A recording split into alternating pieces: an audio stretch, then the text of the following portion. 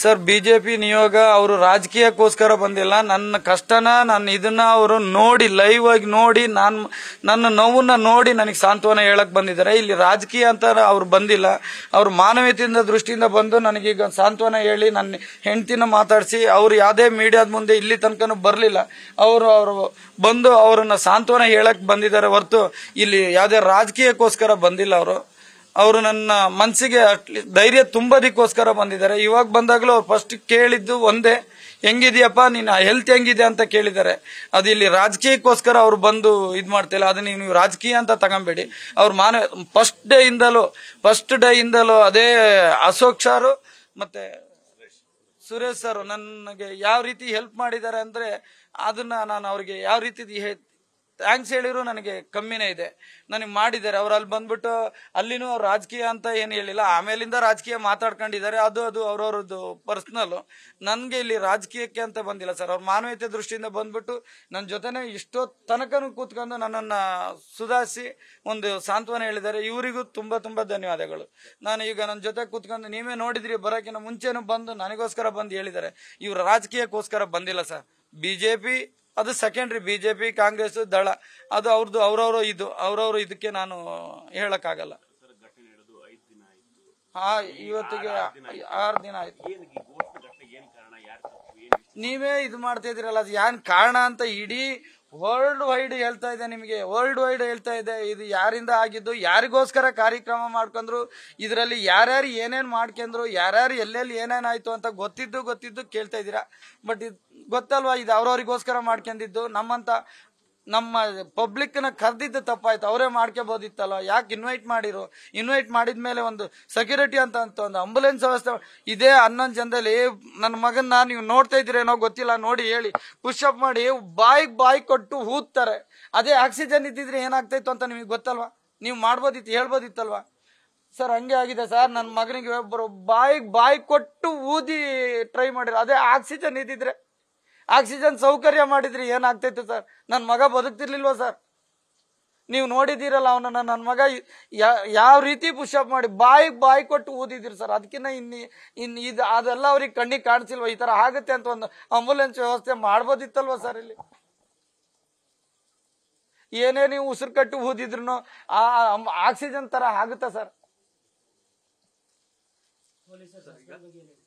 Suspend ಬಗ್ಗೆ ನಾನು ಹೇಳಿದ್ನಲ್ಲ, ಅವ್ರದ್ದು ಯಾವುದೇ ರೀತಿ ತಪ್ಪಿಲ್ಲ. ಸರ್ಕಾರದ ಜೊತೆ ಕೈ ಮುಗಿದು ಕೇಳ್ಕೊಂತೀನಿ, ನಮ್ಮ ಮಕ್ಕಳಿಗೆ ನೀವು ಮಾಡಿರೋ ಒಂದು ಅಜಾಗರೂಕತೆಯಿಂದ ಅವ್ರಿಗೆ ಶಿಕ್ಷೆ ಕೊಡಬೇಡಿ, ಅವ್ರನ್ನ ಅವ್ರವ್ರ ಇದಕ್ಕೆ ರಿಟೈನ್ ಮಾಡಿ ಅನ್ನೋ ನಾನು ಕೇಳ್ಕೊಂತೀನಿ. ಸರ್ಕಾರ ಇಲ್ಲಿವರೆಗೂ ಯಾವ ರೀತಿ ನಿಮಗೆ ಸಪೋರ್ಟ್ ಮಾಡ್ತಾ ಇದೆ ಇವತ್ತಿನ ದಿನವರೆಗೂ ಕೂಡ? ಮತ್ತೆ ಏನ್ ನಿರೀಕ್ಷೆ ಮಾಡ್ತಾ ಇದ್ದೀರಾ ಸರ್ಕಾರದಿಂದ? ಏನ್ ನಿರೀಕ್ಷೆ ಅಂತ ನೀವೇ ಹೇಳ್ತಾ ಇದ್ದೀರಾ. ಈಗ ಇದು ಹೇಳ್ತಾ ಇದ್ದೀರಾ. ನನಗೆ ಸರ್ಕಾರದ ಕಡೆಯಿಂದ ಯಾರೋ DC ಆಫೀಸಿಂದ ಅಂತ ಒಂದು ಕಾಲ್ ಮಾಡಿರೋದು ಬಿಟ್ರೆ ಯಾರೂ ಬಂದಿಲ್ಲ. ನಾನು ಇಲ್ಲಿ ಈ ಮಾಧ್ಯಮದ ಮುಖಾಂತರ ಹೇಳ್ತೀನಿ, ಯಾರಿಗೋ ಒಂದು ಸ್ವಲ್ಪ ನಾನು ನೋವಾಗಂಗೆ. ಯಾಕೆಂದ್ರೆ ನಾನು ಅವ್ರ ಬಳಿ ಹೋದೆ. ಅವ್ರು ನನ್ನನ್ನು ಆ ಥರ ತಿರಸ್ಕಾರ ಮಾಡಿದ್ದಕ್ಕೋಸ್ಕರ ಅವ್ರಿಗೊಂದು ಸ್ವಲ್ಪ ಏನೋ ಒಂದು ಅಂದಿದ್ದೀನಿ. ಅದಕ್ಕೆ ನಾನು ಕ್ಷಮೆ ಕೇಳ್ತೀನಿ. ಅಂದಿದ್ದೀನಿ ಯಾಕೆಂದ್ರೆ ನನಗೆ ಸ್ಪಂದಿಸಿಲ್ಲ. ಅವ್ರ ಹೆಸರಿನಲ್ಲಿ ಹೇಳಕ್ಲ ನಾನು. ಅವ್ರು ಸ್ಪಂದಿಸ್ಲಿಲ್ಲ. ಅವ್ರು ಬರೀ ಮೀಡಿಯಾದವ್ರು ಬಂದ್ರು ಅಂತ ಅವ್ರ ಜೊತೆ ಮಾತಾಡ್ಕೊಂಡು, ನಾನು ಒಬ್ಬ ಅಲ್ಲ, ನನ್ನಂತರು ಸುಮಾರು ಜನ ಅವ್ರಿಗೆ ಗೋಳಾಡ್ತಾ ಇದ್ರು ನಮ್ಮನ್ನು ಕತ್ತೆತ್ತಿ ನೋಡಿಲ್ಲ. ಅದು ನನಗೆ ಒಬ್ಬ ಜವಾಬ್ದಾರಿಯುತ ಸರ್ಕಾರ ನಡೆಸ್ತಾ ಇದ್ದ ನಾವು ಇದೇ ಪಕ್ಷಕ್ಕೆ ಓಟ್ ಹಾಕಿದೀವಿ, ಇದೇ ಪಕ್ಷದವರು ಅಂತ ನಾವು ಏನು ಹೇಳ್ಕೊಂತಿರ್ಗಿಲ್ಲ. ಇಲ್ಲ, ಎಲ್ಲರೂ ಹಾಕಿದೀವಿ. ಯಾರು ನಮಗೆ ಸೂಟಬಲ್ ವ್ಯಕ್ತಿ ಇದ್ದಾರೆ ಅವರಿಗೆಲ್ಲ ಓಟ್ ಹಾಕಿ ಗೆಲ್ಸಿ ಇದೇ ಸರ್ಕಾರ ನಡೆದಿದೆ. ಅದಕ್ಕೆ ಅಲ್ಲಿ ಅವರು ಬರ್ತಾ ಇದ್ರು ನಮ್ಮನ್ನ ಯಾವ ರೀತಿ ಟ್ರೀಟ್ ಮಾಡಿರೋ ಅಂತ ತೋರಿಸಿರ್ಬೋದೇನೋ ಗೊತ್ತಿಲ್ಲ ನನಗೆ.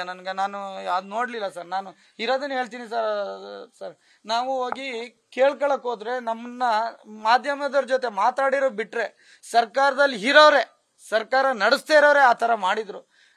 ನನಗೊಬ್ಬನಿಗೆ ಮಾಡಿಲ್ಲ. ನನ್ನಂತರ ಅಲ್ಲಿ ಸುಮಾರು ಜನ ಇದ್ರು, ಅವರೆಲ್ಲ ಕೇಳ್ಕೊಂತ ಇದ್ರು.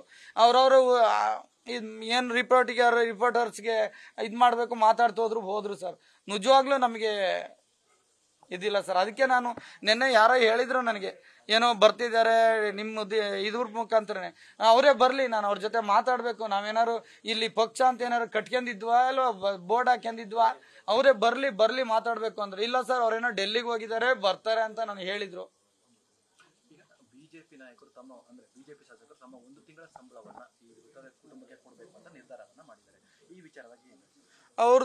ಅವರ ಇವಾಗ ನನ್ಗೆ ಅನ್ನಕ್ಕಿನ್ನ ಅವ್ರ ದೊಡ್ಡ ಮನ್ಸು, ಅವ್ರದ್ದು ನೋವನ್ನ, ತಂದೆ ತಾಯಿಗಳ ನೋವನ್ನ ಅವರಿಗೆ ನೋಡಿದ್ದಾರೆ.